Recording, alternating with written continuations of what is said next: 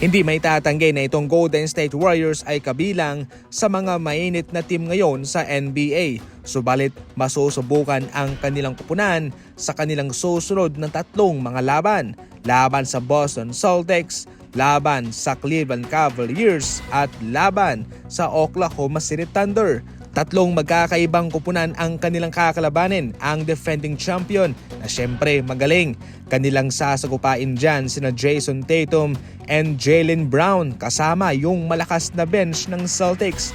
At sa Cleveland Cavaliers naman, yung kanilang pangkabuuan. Magagaling din to mga idol, and so far wala pang talo sa NBA. Ang pangatlong kupunan, ang OKC Thunder. Batang team ito pero hindi ito sumusuko kahit kanino man. Katulad nitong Cleveland Cavaliers, ang Thunder ay wala pa rin hong talo. So far may panlaban naman ang Golden State Warriors dito dahil taglay nila ang mga katangian ng Celtics, Cavs and Oklahoma City Thunder. Yung kalakasan ng kanilang starting five sa Draymond Green, yung vintage Draymond Green mga idol ay bumabalik na. Samantalang yung kanilang bangko naman ay malalakas din.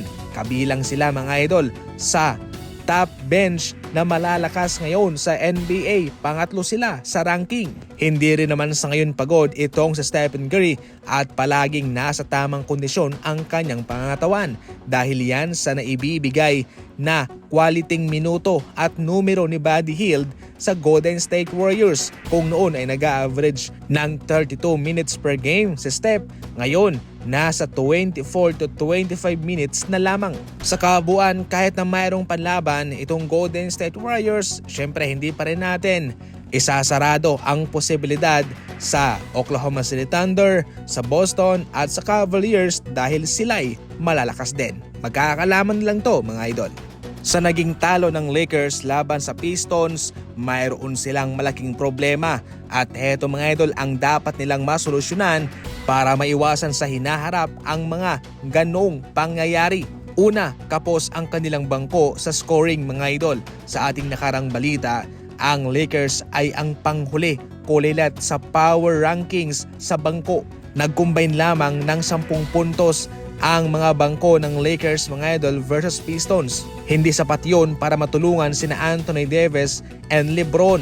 Dapat wag silang dumepende doon. Higit sa lahat, maliban sa kanilang scoring sa kanilang bangko ay yung kanilang depensa.